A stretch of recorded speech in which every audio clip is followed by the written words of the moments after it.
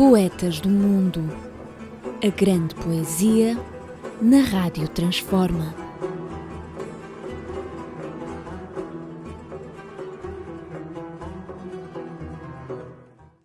Bem-vindos ao programa Poetas do Mundo na Rádio Transforma e revista Incomunidade.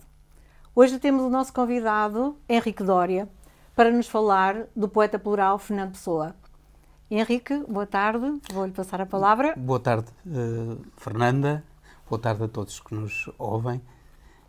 E hoje vamos falar daquele que por muitos até é considerado o primeiro dos poetas portugueses. Há quem diga que é superior a Camões. Algo que eu não concordo, mas há quem afirme isso. Sendo um poeta plural e definem essa pluralidade dos seus heterónimos, cada heterónimo tem um traço e uma personalidade diferente. De que forma faz uma visão, um processo, um esqueleto psicológico na vida de um poeta tão grandioso como Fernando Pessoa? O Fernando Pessoa teve uma vida muito especial. Ele dedicou-se inteiramente à obra dele. É curioso que uma das obras dele, que é pouco conhecida, é esta obra, Heróstrato. Heróstrato foi o indivíduo que, para ter fama, incendiou uma das 7 maravilhas do mundo, que era o Templo de Diana em Éfeso. Isto apenas para ficar na história. E ficou. Ele era nada, mas ficou na história porque incendiou o Templo de Diana em Éfeso. A Pessoa reflete sobre a personagem de Heróstrato e, no fundo, aquilo que ele nos diz em toda a sua obra é que ele viveu para ser um Heróstrato. Isto é, ele viveu para depois da vida dele, para a eternidade. Toda a vida dele, toda a vida dele foi centrada na sua obra. E toda a sua obra se destinou à eternidade. E parece que o conseguiu. Então, o poema que Fernando Pessoa, em que ele fala do seu heterónimo Alberto Queiro, em que ele diz: se eu morrer novo, sem publicar livro nenhum, sem ver a cara que tenho os meus versos em letras impressas, peço que, se quiserem ralar por minha causa, que não se ralem. Se assim aconteceu, assim está certo. Mesmo que os meus versos nunca sejam impressos, eles lá terão a sua beleza se forem belos.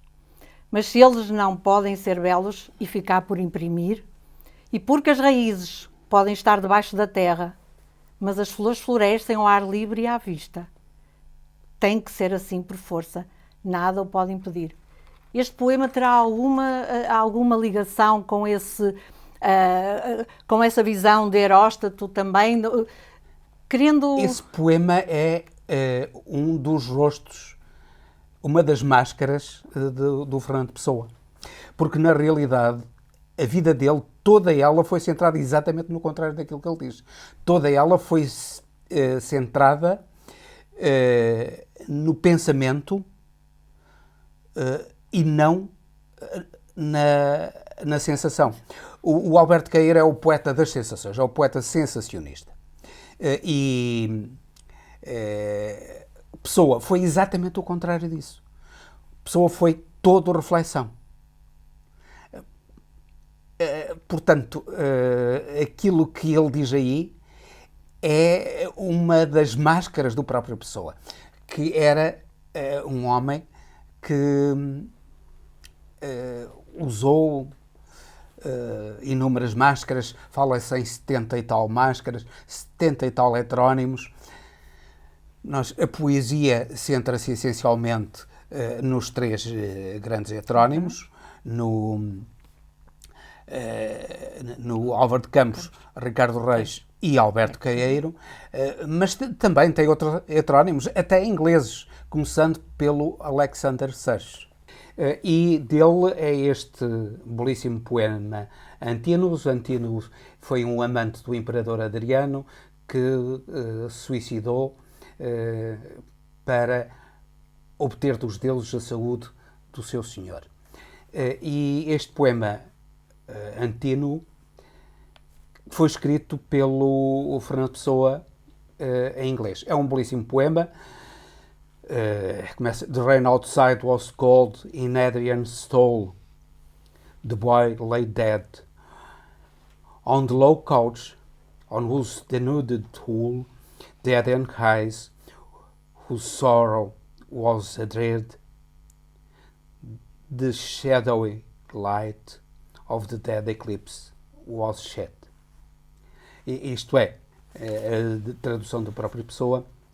Era em Adriano fria a chuva fora, jaz morto o jovem, num raso leito e sobre o seu desnudo todo, aos olhos de Adriano, cuja dor é medo, uma ombrosa luz do eclipse, morte, era difusa.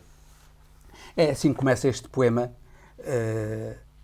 em homenagem a Antínoo, que é é um dos símbolos da homossexualidade e é um dos símbolos da beleza. A beleza de Antínoo ficou famosa, há imensas estátuas de Antínoo espalhadas pelo mundo. E a memória de Antínoo está aqui neste poema em inglês de Fernando Pessoa. Aliás,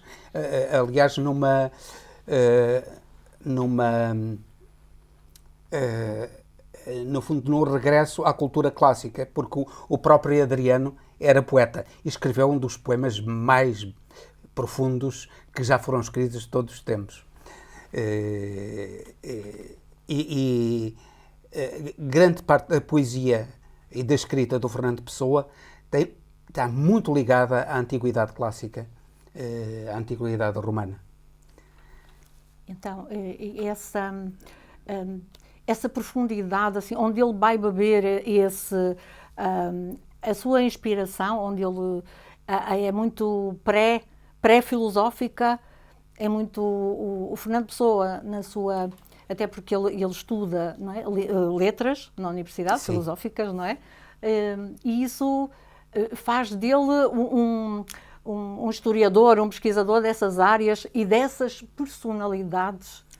Sim, também foi um investigador das personalidades clássicas e profundamente influenciado pelos clássicos. Eu estava aqui, tenho aqui também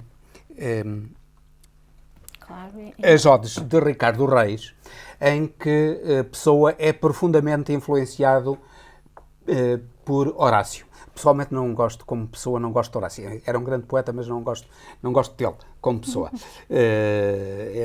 Era o exemplo do tipo de lamba-botas do imperador Augusto. Mas era um grande poeta. Fernando Pessoa, nas Odes, tenta manifestar a sua rebeldia, não é? A admiração, ele, nas Odes de Ricardo Reis, ele demonstra a admiração que nutria por Horácio. Horácio é eventualmente um poeta da áurea, segundo diz, um poeta da áurea mediocritas, um poeta eventualmente da simplicidade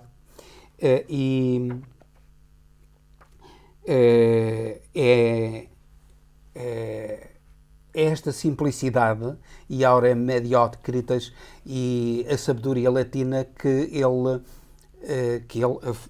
Fernando Pessoa, Ricardo Reis, nos traz, nomeadamente, por exemplo, neste poema. A rosa jamo dos jardins de Adonis, esses volucros amo, Lídia, rosas que em um dia em que nascem, em esse dia morrem. A luz para elas é eterna, porque nascem nascidos ao sol e acabam antes que Apolo deixe o seu curso visível. Assim façamos nossa vida um dia, inscientes, Lídia, voluntariamente, cá noite antes e após o que pouco duramos. É um poema sobre a brevidade da vida, que era uma das coisas, um dos temas da poesia latina, particularmente de Horácio, mas curiosamente há uma influência que raramente é apontada no que toca a Ricardo Reis, e eu acho que ela é importantíssima em Ricardo Reis, que é a influência de Omar Khayyam.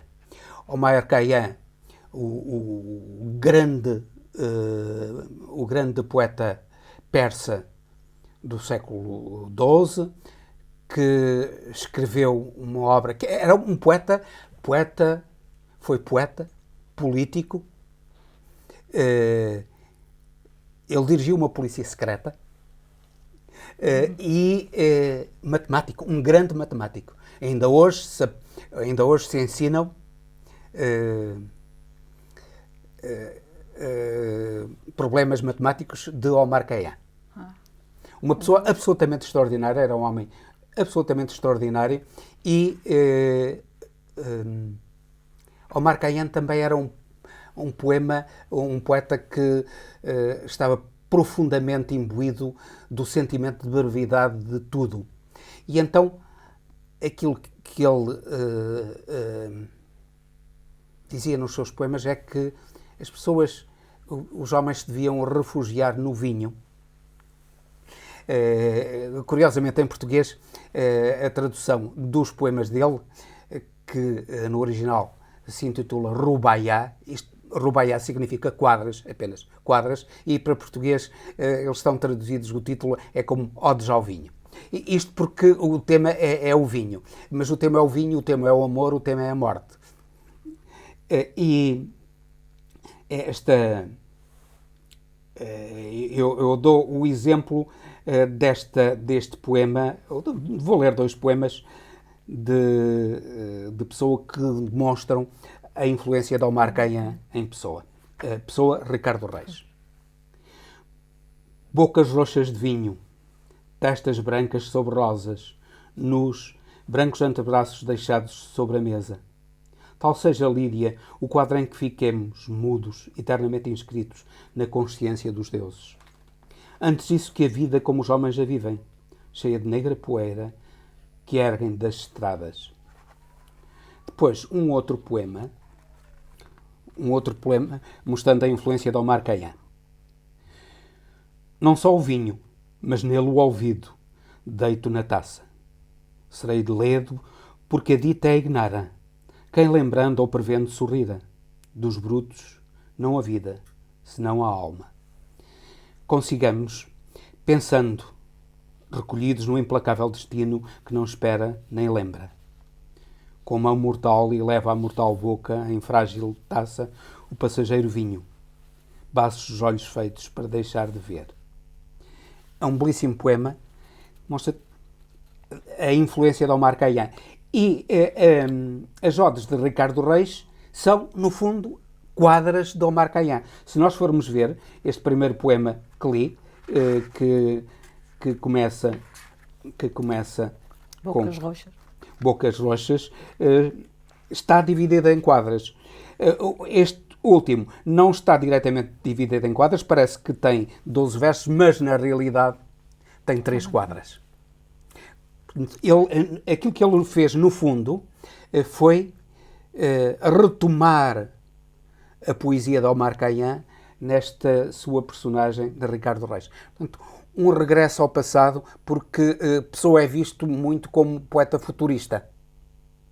Sim. O Orfeu é a geração futurista. O Orfeu em que ele fundou, com outros, nomeadamente com Almada Negreiros e outros, ele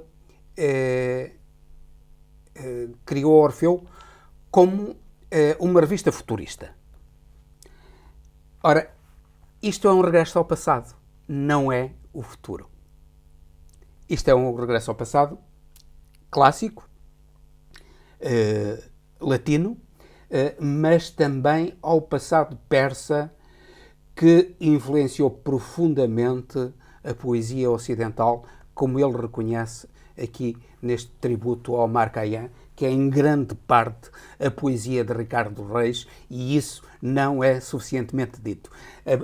As odes de Ricardo Reis são um grande tributo ao grande Omar Khayyam.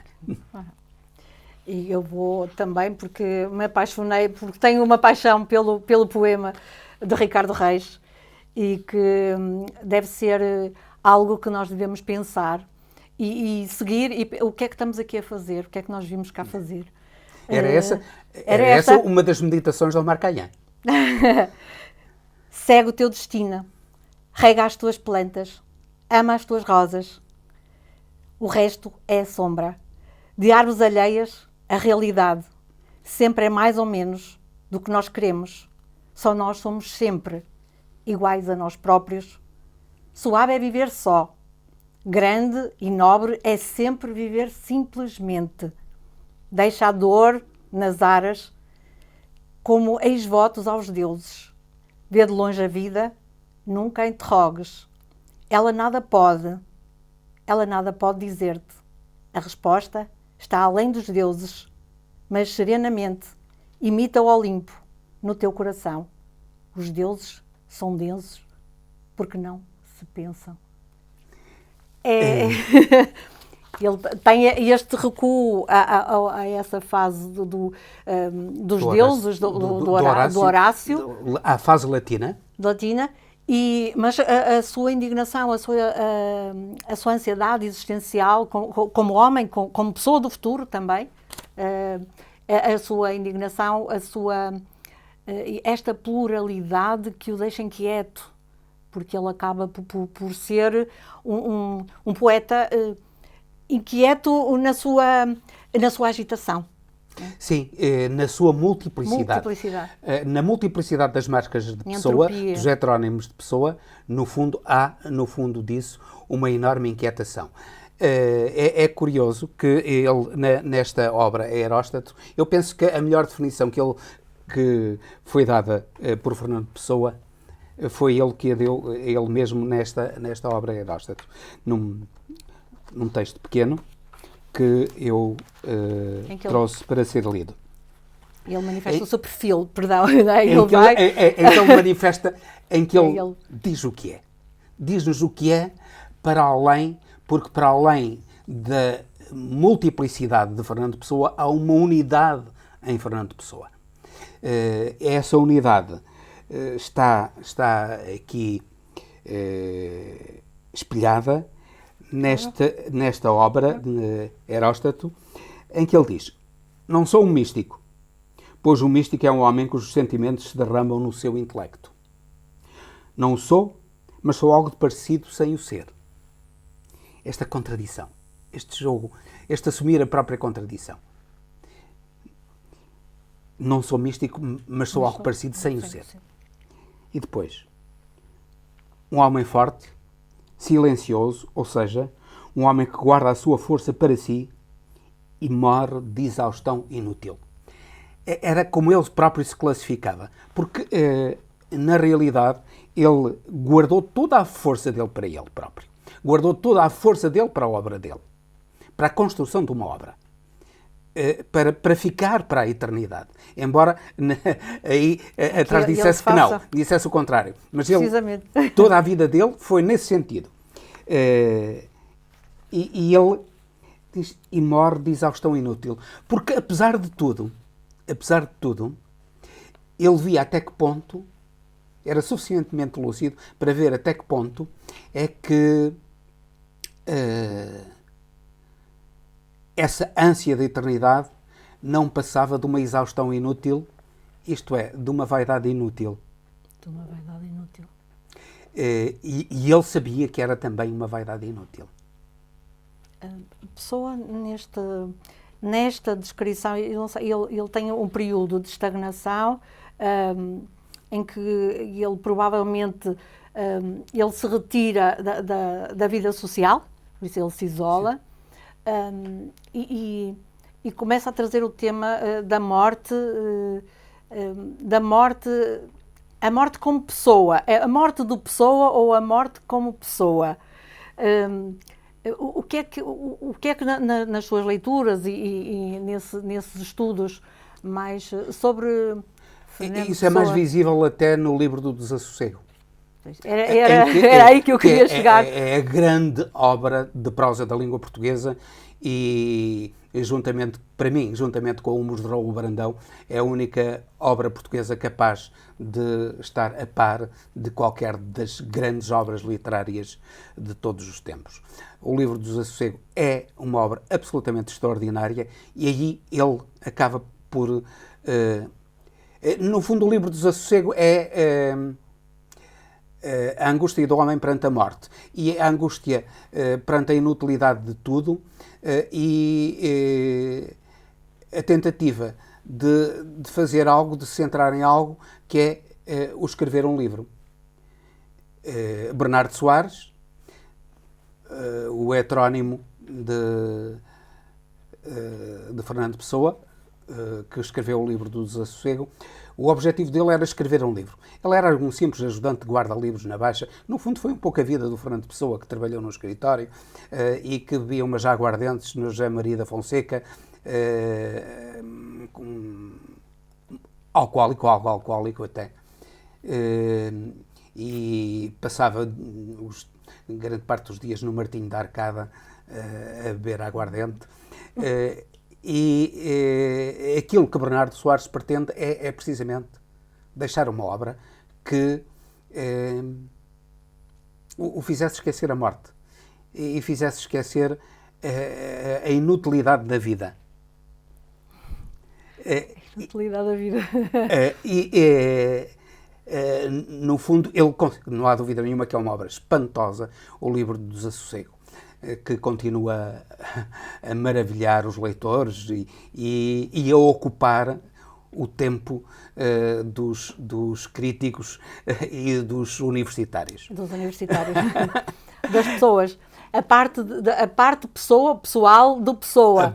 E que todos nós nos revemos, todos nós nos sentimos... Nos revemos um pouco nisso. Todos nos revemos um pouco nisso. Sim, porque nós também temos, não é só Pessoa, todos nós temos várias faces. Várias faces. Não apenas como Jano. Jano tinha duas faces. Mas o Jano Latino tinha duas faces. Mas, na realidade, todos nós temos muitas faces. E Pessoa tinha faces quase infinitas. Quase infinitas. Penso que a nossa... Mas ele, é curioso como ele era extremamente contraditório, porque aqui, se há alguém que fale do futuro com a grandiosidade que Pessoa falou, ou com a grandiosidade que a poesia falou, é Fernando Pessoa. Ele aparece no Orfeu como poeta futurista exaltando o progresso, exaltando a tecnologia. Isso é no fundo, a personalidade de Álvaro de Campos, o engenheiro naval, que é um dos três heterónimos mais conhecidos de Fernando Pessoa, e Álvaro de Campos é o exemplo da paixão pelo progresso, da paixão pelo futuro.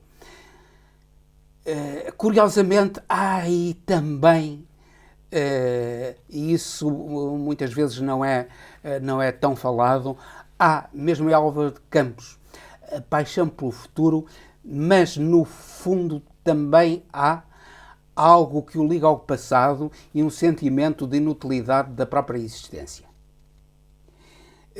Eu vou ler, eu trouxe extratos de duas odes de Álvaro de Campos. Uma delas que nos mostra a paixão pelo futuro e outra a paixão pelo futuro e a sua ligação ao passado, curiosamente. A primeira é a Ode Triunfal. A Ode Triunfal foi publicada pela primeira vez no Orfeu, na revista Orfeu, no primeiro número da revista Orfeu. Bem, foi aquilo a publicação provocou um autêntico incêndio.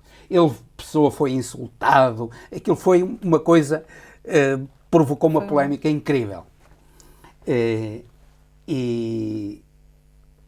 é uma exaltação ao triunfo, ao triunfal, ao triunfo da técnica, da ciência e do progresso. Começa. À dolorosa luz das lâmpadas elétricas da fábrica, tenho febre e escrevo. Escrevo rangendo os dentes. Fera que a beleza disto. Fera para a beleza disto. Para a beleza disto totalmente desconhecida dos antigos. Ó rodas, ó engrenagens, eterno. Forte espasmo retido dos maquinismos em fúria fora e dentro de mim. Por todos os meus nervos dissecados fora, por todas as papilas fora de tudo com que eu sinto. Tenho os lábios secos, ó grandes ruídos modernos, de vos ouvir demasiadamente de perto, e arde-me a cabeça de vos querer cantar com o excesso da expressão de todas as minhas sensações, com o excesso contemporâneo de vós, ó máquinas. E depois o poema termina. Eia, eia, eia, eia eletricidade. Nervos doentes da matéria. Eia telegrafia sem fios, simpatia metálica do inconsciente. Eia túneis, eia canais, Panamá, Kiel, Suez. Eia todo o passado dentro do presente. Eia todo o futuro já dentro de nós. Eia, eia, eia, eia.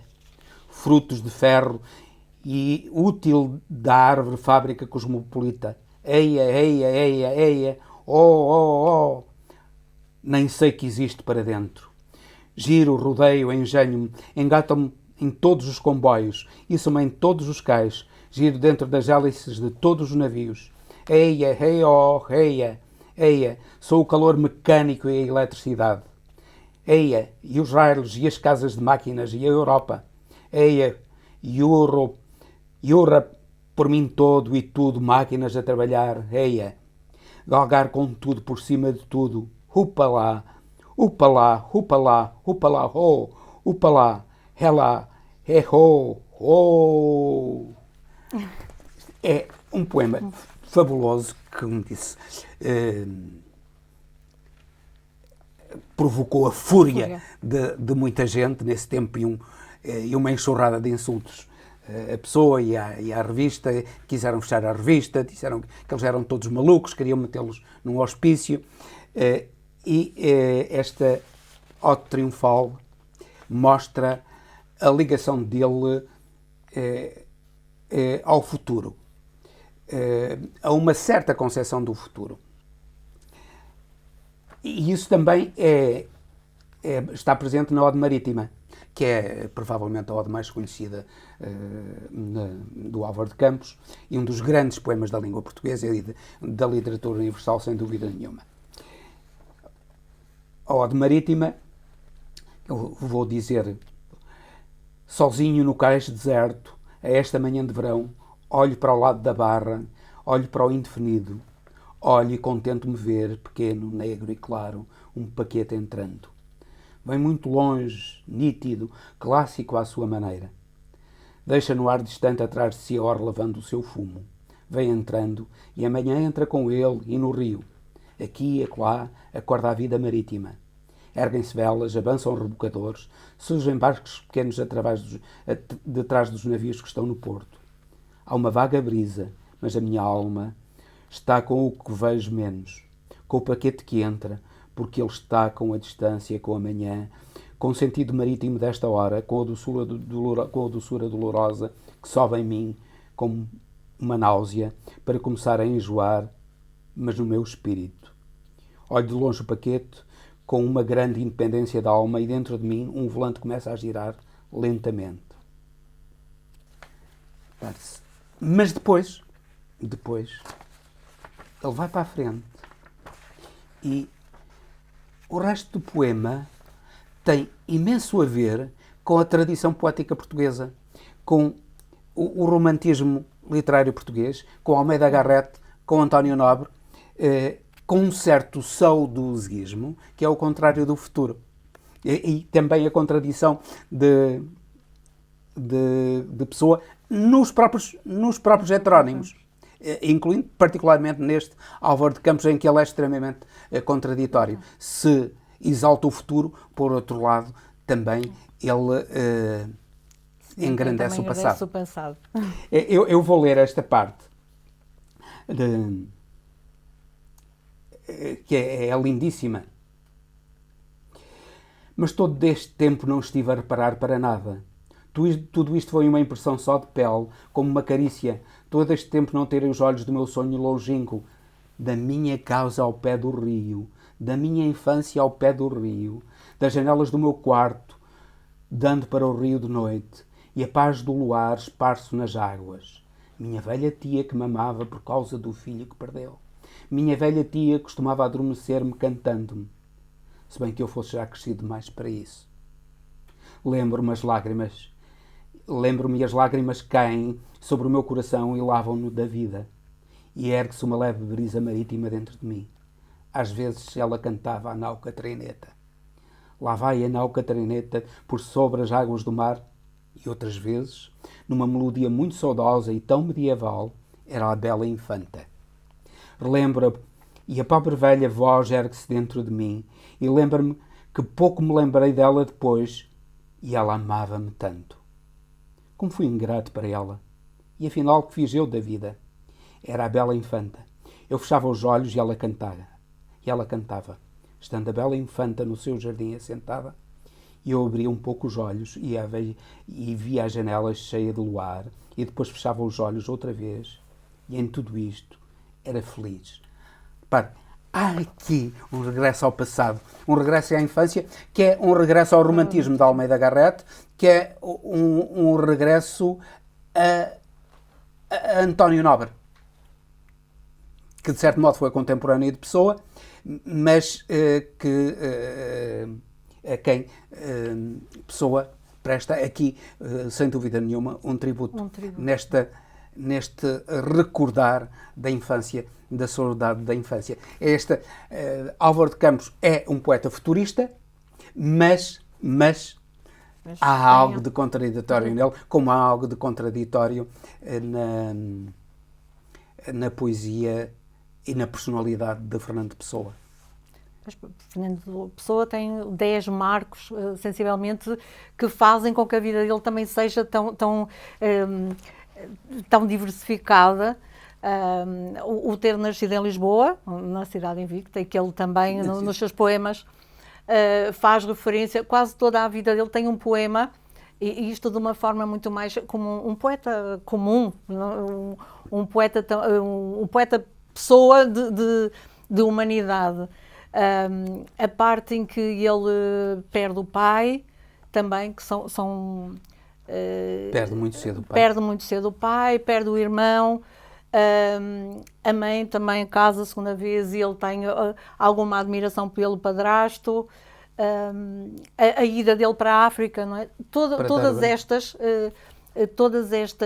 etapas da vida do Fernando Pessoa estão descritas em poemas como se fosse um poeta vulgar que fala destes sentimentos, destas coisas simples da vida, porque sim, apesar do poeta ter sido... Ele escreveu os quadros ao gosto popular. Precisamente, e é esta parte também de Fernando Pessoa que muitas vezes não é tão odificada, não é? Porque se remete muito a um estudo muito mais profundo. Ele obriga a um estudo muito mais profundo na sua obra literária. Entretanto, acho que nas escolas, não é? Nas escolas, esta abordagem desde precoce de Pessoa, não a nível já do liceal, as crianças interpretam, é muito mais fácil fazerem esta pluralidade, estas personalidades que eles inventam, é muito mais fácil para eles serem Pessoa. E se calhar podemos começar com poetas do mundo, com as crianças.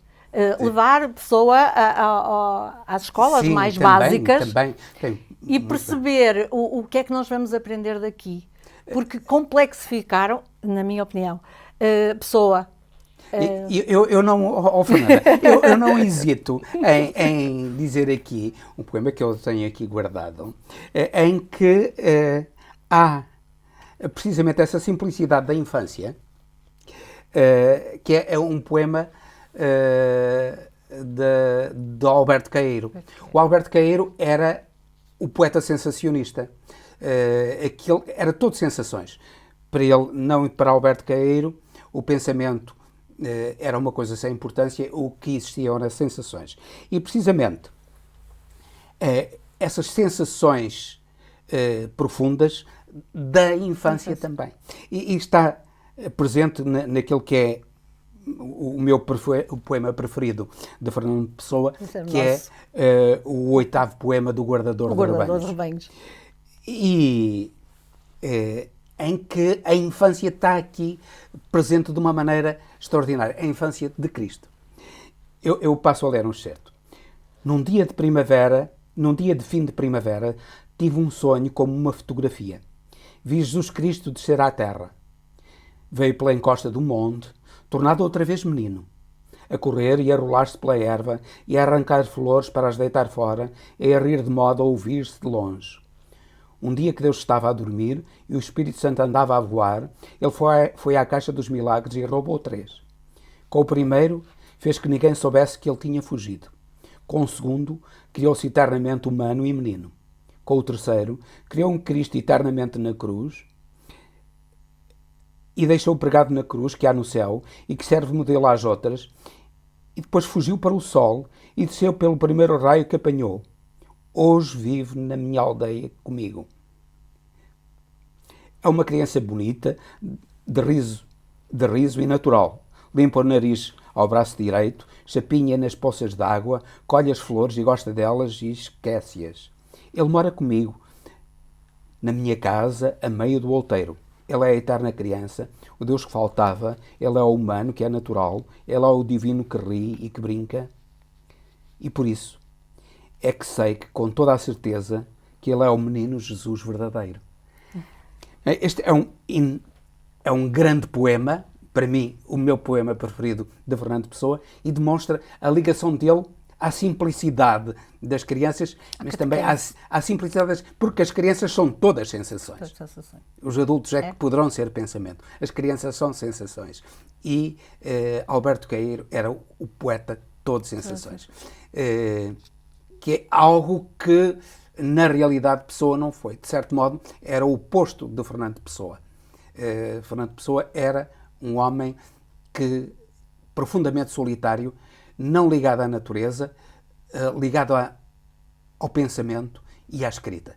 Mais nada. A vida dele foi uma vida destinada à escrita.